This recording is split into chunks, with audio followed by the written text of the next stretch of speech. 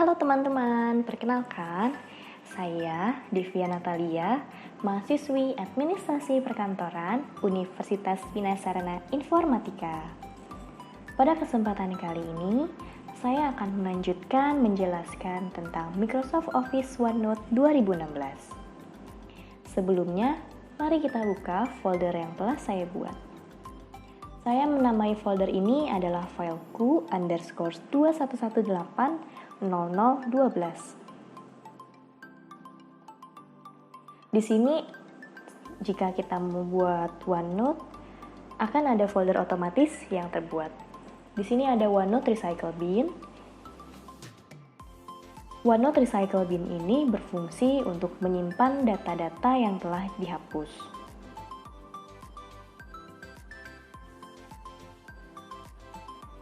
Sebelumnya, saya telah membuat dua page. Yang pertama jadwal, yang berisikan subpage 5 mata kuliah. Lalu page yang kedua ada kegiatan sehari-hari yang berisikan subpage tentang hari ini, Senin sampai Jumat.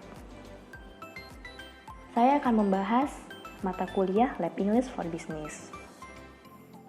Di sini saya telah membuat tabel yang mana telah saya jelaskan pada pertemuan pertama.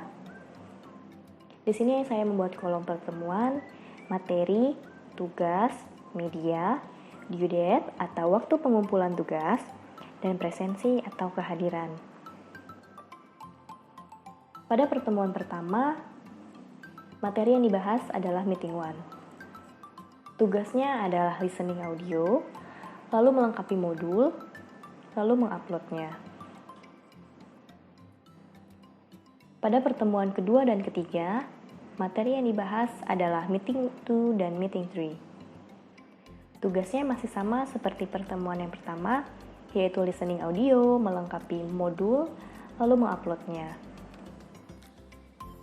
Untuk penguploadan tugas di sini, saya menggunakan Google Classroom dan juga web e-learning. Media komunikasi yang digunakan antara mahasiswa dengan dosen adalah Google Classroom dan juga WhatsApp Group. Di sini saya juga mengupload materi perkuliahan dan juga screenshot bukti perkuliahan yang mana ada di WhatsApp Group dan juga di Google Classroom. Yang kedua, saya akan menjelaskan mata kuliah Automated Filling System. Untuk pertemuan pertama, menggunakan materi pada pertemuan pertama. Tugasnya adalah menginstal dan edit informasi aplikasi Automated Filling System atau aplikasi pengarsipan yang diberikan oleh dosen. Pada pertemuan kedua, yaitu kami ditugaskan untuk mengupdate data informasi utama. Pada pertemuan ketiga, kami membuat klasifikasi arsip. Media komunikasi yang digunakan adalah WhatsApp Group. Untuk pengumpulan tugas sendiri, kami ditugaskan dosen untuk men-screenshot aplikasi yang telah kami kerjakan, lalu mengirimnya pada WhatsApp Group dengan format tugas pertemuan keberapa, lalu nama, dan NIM. Saya akan menjelaskan mata kuliah metode penelitian sosial. Di sini ada pertemuan, materi, tugas, media, due date, dan presensi juga. Pada meeting pertama, kami ditugaskan untuk mencari dan menganalisa artikel tentang penelitian sosial. Tugas tersebut dikirim melalui email. Untuk pertemuan kedua, kami ditugaskan untuk membuat metode penelitian tentang COVID-19. Lalu tugas tersebut dikirim melalui Google Classroom. Untuk media komunikasi antara dosen dan mahasiswi, kami menggunakan WhatsApp Group dan Google Classroom. Ini adalah bukti perkuliahan menggunakan WhatsApp Group, juga menggunakan Classroom.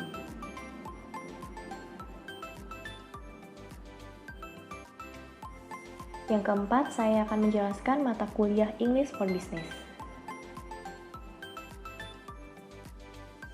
Pada pertemuan pertama, dosen merapel atau merangkap meeting 1, 2, 3, 4 menjadi satu kali pertemuan. Lalu kami ditugaskan membuat conversation video tentang inviting to join something. Media komunikasi antara mahasiswa dan dosen menggunakan WhatsApp Group dan Google Classroom. Dan tugas tersebut dikirim via Google Classroom. Yang terakhir ada daftar mata kuliah English Business Correspondence. Pada pertemuan pertama, menggunakan materi meeting 1 yang berisi tentang complaint letter. Lalu tugas kami pada pertemuan pertama adalah membuat complaint letter. Tugas tersebut lalu diupload di e-learning. Pada pertemuan kedua, materi yang digunakan adalah meeting 2. Tugas yang diberikan adalah membuat assessment letter. Media komunikasi yang digunakan antara mahasiswa dan dosen adalah WhatsApp Group dan Google Classroom. Lalu pada pertemuan kedua, tugas dikirim via Google Classroom. Di sini saya akan mengganti format, font, dan ukuran font. Di sini sebelumnya menggunakan font Calibri, lalu saya akan menggantinya ke Arial. Sebelumnya ukuran fontnya adalah 11, lalu saya akan menggantinya ke 12. Sini jelas terlihat perbedaannya. Lalu pada page kegiatan sehari-hari, di sini ada hari Senin, di mana kegiatan hari Senin adalah yang saya lakukan setiap harinya. Contoh di jam 7 sampai jam 15 saya bekerja di klinik karena saya tidak work from home. Jam 15.30 sampai jam 16 saya perjalanan ke rumah. Lalu jam 16 sampai 16.40 saya mandi, makan, istirahat. Pukul 16.40 hingga 17.30 saya membaca-baca materi sambil mengerjakan tugas jika ada yang deadline. Pada pukul 17.30 dan sampai 20 saya standby kuliah online untuk mata kuliah Live English for Business via WhatsApp Group, Google Classroom, atau Zoom. Lalu jam 20 sampai 21 saya berleha-leha, main Instagram, dan main game. Di jam 21 sampai jam 1 dini hari, saya mengerjakan tugas yang belum selesai. Pada hari Selasa, kegiatan saya tidak berubah jauh. Hanya pada jam 16.40 sampai 19.10, saya standby kuliah online untuk mata kuliah Automated Filling System via WhatsApp Group. Lalu biasanya dosen akan memberikan tugas, sehingga saya akan melanjutkan isi formulir aplikasi untuk Automated Filling System. Lalu pada di jam mata kuliah kedua ada jam 19.40 sampai 21.40 saya akan standby kuliah online untuk mata kuliah Metode Penelitian Sosial via WhatsApp Group dan Google Classroom. Lalu saat itu saya akan melanjutkan tugas yang diberikan dosen. Pada hari Rabu, pukul 16.40 sampai 19.10, saya standby kuliah online untuk mata kuliah English for Business via WhatsApp Group, lalu melanjutkan mengerjakan tugas. Pada jam 19.40 sampai 21.40, saya standby kuliah online untuk mata kuliah English Business Correspondence via WhatsApp Group dan Google Classroom, lalu melanjutkan tugas. Pada hari Kamis,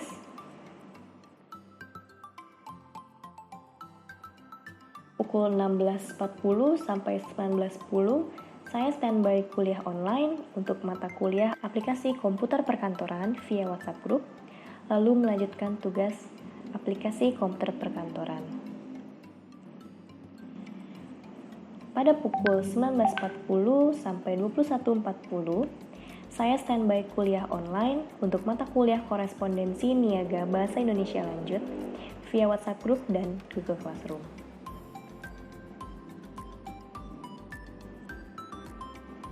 Pada hari Jumat,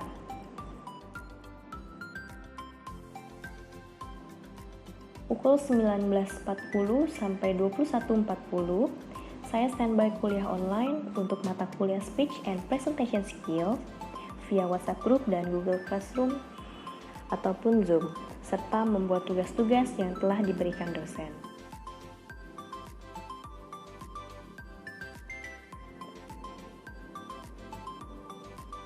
Di sini saya akan memberikan tutorial bagaimana caranya merecord audio yang digunakan.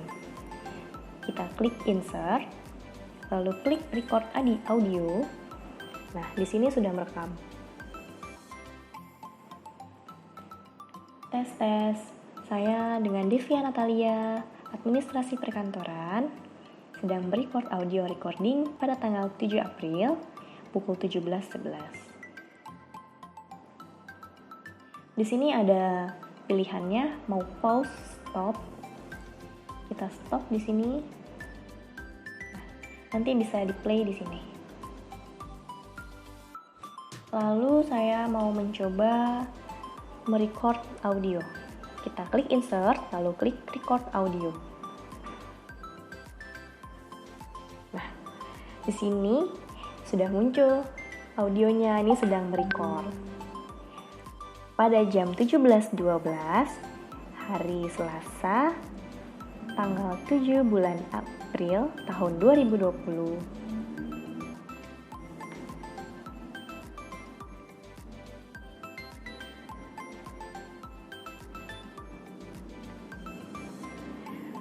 Demikianlah penjelasan singkat saya tentang pengoperasian Microsoft Office OneNote 2016. Kiranya dapat memberikan manfaat bagi teman-teman yang menonton video ini.